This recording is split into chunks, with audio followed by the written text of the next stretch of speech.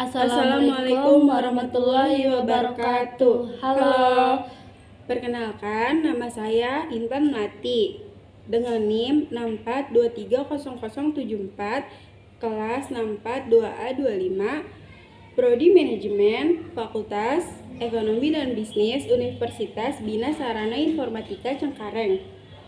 Halo, perkenalkan saya Korunisa, NIM 642300508, Prodi Manajemen Fakultas Ekonomi dan Bisnis Universitas Bina Sarana Informatika Cengkareng. Kami akan menjelaskan makalah Matematika Ekonomi Mikro tentang fungsi penawaran sejenis barang.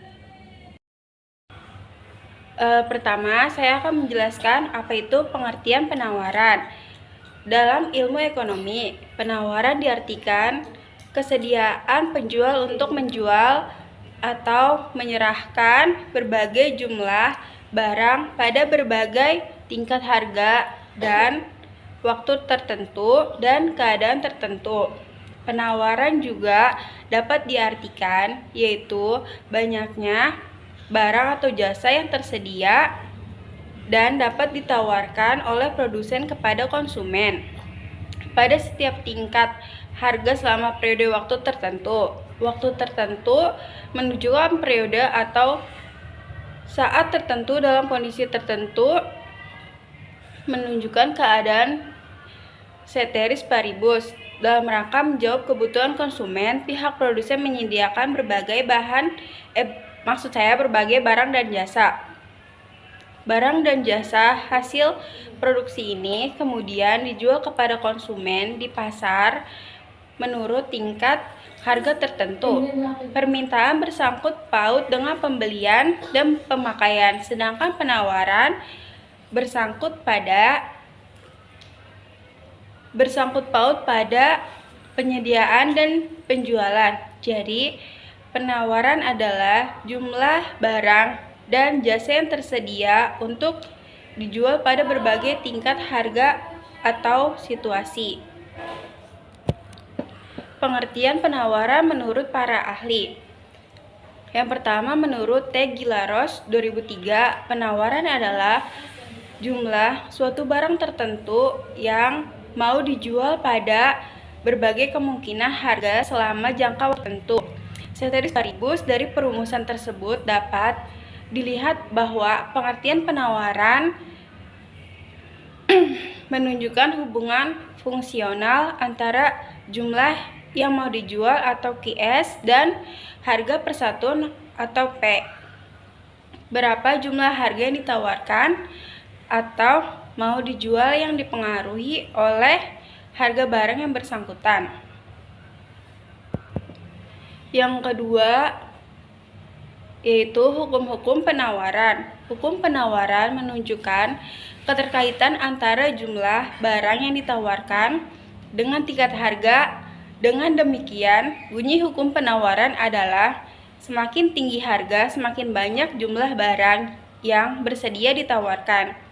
Sebaliknya, semakin rendah tingkat harga, semakin sedikit jumlah barang yang bersedia ditawarkan. Hukum ini menunjukkan hubungan positif antara tingkat harga dan kualitas barang yang ditawarkan.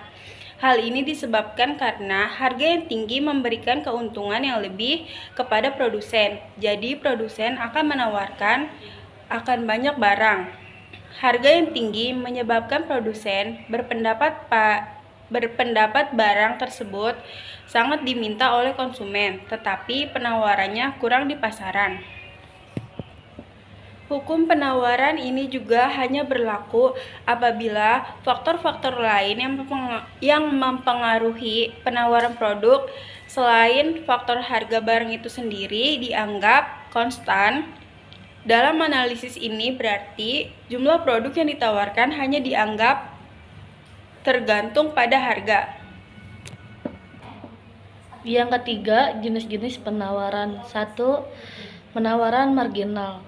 Penawaran marginal terjadi ketika produsen memilih untuk menawarkan produknya sesuai harga pasar. Saat produsen melakukan penawaran marginal, bukan berarti ia tidak mendapatkan laba. Ia tetap memperoleh laba, tetapi mungkin tidak setinggi produsen dengan tipe penawaran lainnya. Dan kedua, penawaran submarginal. Penawaran submarginal berasal dari produsen yang memasarkan produknya dengan harga di bawah harga pasar. Penawaran submarginal terjadi karena produsen mendapatkan harga lebih murah atau ingin mendapatkan laba lebih sedikit. Dan ketiga, penawaran supermarginal. Penawaran supermarginal terjadi ketika produsen memiliki Penawaran supermarginal terjadi ketika produsen memiliki kuasa guna menawarkan produknya di atas harga pasar. Karena suatu produk dijual lebih mahal dari harga pasar, belum tentu konsumen akan bersedia membelinya. Keempat, penawaran individu. Penawaran individu adalah penawaran barang atau jasa yang akan dijual oleh seseorang produsen atau jumlah suatu komoditas yang ingin dan mau dijual oleh suatu perusahaan pada harga tertentu selama periode tertentu. Kelima, penawaran pasar. Penawaran pasar yaitu hasil penjumlahan dari seluruh perusahaan yang ada di pasar terhadap suatu barang atau jasa dalam waktu tertentu dengan harga yang ditawarkan. Keempat, fungsi dan kurva penawaran. Fungsi penawaran adalah persamaan yang menunjukkan hubungan harga barang di pasar dengan jumlah barang yang ditawarkan oleh produsen. Fungsi penawaran digunakan untuk menganalisis kemungkinan banyak barang yang akan diproduksi. Jadi, dalam fungsi penawaran antara harga barang dan jumlah barang yang ditawarkan memiliki hubungan positif karena tingkat fungsi penawaran selalu positif. Rumus fungsi penawaran suatu barang adalah Q sama dengan A plus BP. Keterangan A, Q kuantitas barang yang ditawarkan. B, A sama dengan konstanta. C, B sama dengan kemiringan. D, P sama dengan harga atau price. Kurva penawaran sesuai dengan hukum penawarannya. Bersifat positif diartikan sebagai kenaikan kuantitas penawaran akibat dari meningkatnya harga produk. Ciri-ciri kurva penawaran berikut ini. 1. Kurva berbentuk garis lurus. Dan kedua, kurva bergerak dari kiri bawah dan ke arah kanan. 3. Jika kurva bergerak ke arah kanan, berarti penawaran mengalami kenaikan. Keempat, memiliki kemiringan kurva slope positif. Apa sih ini? 5. Faktor yang mempengaruhi penawaran. 1. Biaya produksi. Biaya produksi adalah faktor utama yang mempengaruhi penawaran. Penawaran dan biaya produksi adalah berbanding terbalik. Artinya, apabila biaya produksi meningkat, maka harga barang otomatis tinggi, sehingga produsen menawarkan barang produksinya dalam jumlah sedikit. 2. Teknologi. Faktor teknologi juga memiliki peran penting dalam proses penawaran produk, sebab mesin yang lebih canggih akan menghasilkan barang lebih banyak atau lebih cepat. Dengan begitu, produsen dapat menekan biaya produksi dan menambah kuantitas barang secara leluasa. 3. Adanya produsen baru. Faktor lain yang memengaruhi penawaran adalah adanya produsen baru. Misalnya, penjualan produk A. 4. Faktor non-ekonomi. Faktor non-ekonomi dapat berupa keputusan pribadi produsen, kondisi lingkungan sekitar, dan terjadinya bencana alam. Hal-hal di luar kontrol ini juga berkontribusi terhadap keputusan penawaran produsen dalam suatu pasar. 5. Harga barang. Utamanya, faktor yang mempengaruhi penawaran adalah harga barang itu sendiri. Seperti disinggung sebelumnya, produsen akan menawarkan lebih banyak barang kepada pelanggan jika harganya naik. Sementara itu, ketika harganya turun, jumlah penawaran barang akan menjadi sedikit. 6. Harga barang lain. Selain itu, harga barang lain merupakan salah satu faktor yang mempengaruhi penawaran. Maksudnya, harga barang lain yang dijual akan menentukan jumlah penawaran serta benda lainnya. 7. Prediksi harga barang. Prediksi harga barang juga menjadi salah satu faktor yang mempengaruhi penawaran ketika pendapatan masyarakat terlihat naik dan biaya produksi sedang berkurang. Ini merupakan saat yang tepat untuk meningkatkan harga serta jumlah penawaran barang. 8. Ketersediaan barang pengganti. Pasalnya, persaingan produk serupa akan membuat kualitas, kuantitas, dan harga barang menjadi pertimbangan pelanggan. Jadi, ketika suatu produk mempunyai barang pengganti yang lebih murah, jumlah penawaran tentu akan menurun. Adapun jika harga dari produsen terlalu tinggi, padahal ada yang lebih murah. 9. Proyeksi keuntungan. Dalam berbentuk, seseorang ingin mendapat keuntungan. Tentunya, jika ingin mendapatkan keuntungan besar, harga jual produk harus ditingkatkan. Namun, ketika akan melakukan hal ini, seseorang harus memprediksi kemungkinan untung dan ruginya. 10. Persaingan produsen. Ketika bermunculan banyak produsen yang berusaha menawarkan suatu produk, ketersediaan barang di pasar akan meningkat. Dengan begitu, penawaran juga akan meningkat.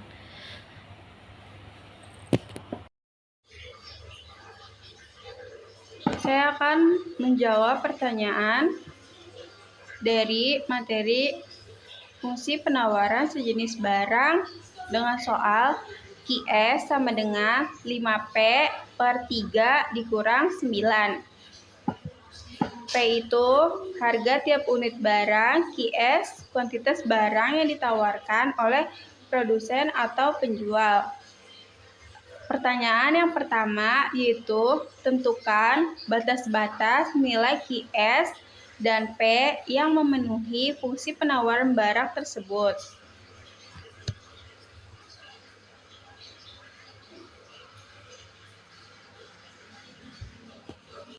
Batas-batas nilai QS dan P dapat ditentukan dengan mencari titik potong antara fungsi penawaran QS dengan sumber. Bentar.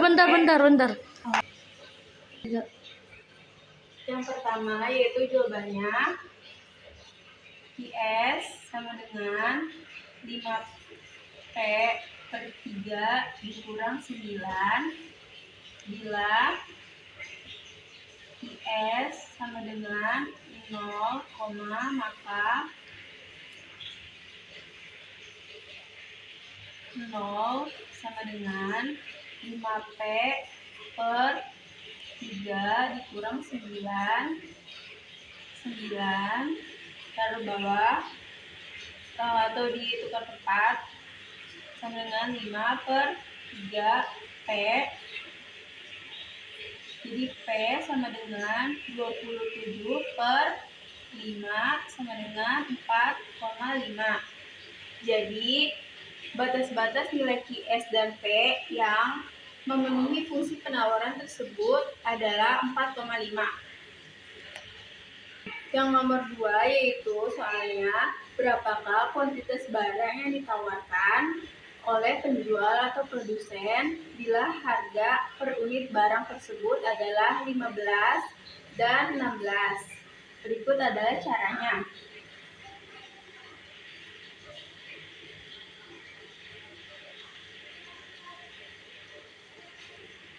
Untuk mengetahui kuantitas barang yang ditawarkan oleh penjual, kita bisa menggunakan fungsi penawaran. Bila P sama dengan 15 sama dengan QS 5/3 P dikurang 9. QS sama dengan 5/3 buka kurung 15 dikurang 9 IS sama dengan 66. Dan jika P sama dengan 6, IS sama dengan 5/3 P dikurang 9. IS sama dengan 5/3 dikurang 6 dikurang 9. IS-nya adalah 21. Jadi ketika harga barang per unit 15, yaitu totalnya 66. Dan jika harga barang per unit adalah 6, totalnya ada 21. Soal nomor 3, berapakah harga terendah sehingga tak ada seorang penjual atau produsen pun yang mau menawarkan barangnya? Jawabannya, untuk mencari harga terendah sehingga tidak ada penjual yang mau menawarkan barangnya, kita mencari titik di mana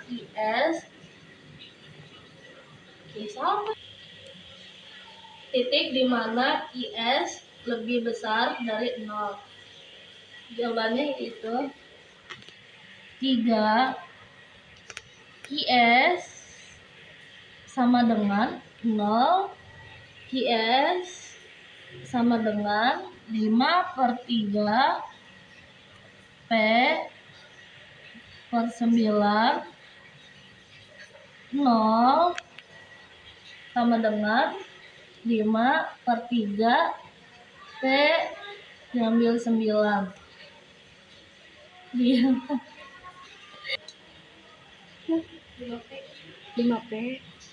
5P sama dengan 27. P sama dengan 27/9 sama dengan 5,4. Jika terendah sehingga tidak ada seorang pun penjual menawarkan barangnya adalah 5/4 per unit. Jadi, harga terendah sehingga tidak ada seseorang penjual atau produsen pun menawarkan barangnya adalah 5,4 per unit. 4. Berapakah harga per unit barang sehingga penjual atau produsen masih mau menawarkan barangnya? Jawaban nomor 4 yaitu harga barang per unit sehingga produsen masih bersedia menawarkan barangnya adalah lebih tinggi dari 5,4 per unit. Berarti kesimpulan berdasarkan uraian di atas dapat disimpulkan bahwa penawaran adalah kesediaan penjual untuk menjual atau menyerahkan berbagai jumlah barang pada berbagai tingkat harga dalam waktu tertentu dan keadaan tertentu. Sekian dari saya. Sekian video penjelasan materi tentang penawaran dari kami. Semoga bermanfaat untuk kita semua. Jika ada kesalahan atau kekurangan dari penjelasan kami, mohon memaklumi. Wassalamualaikum warahmatullahi wabarakatuh. Terima kasih.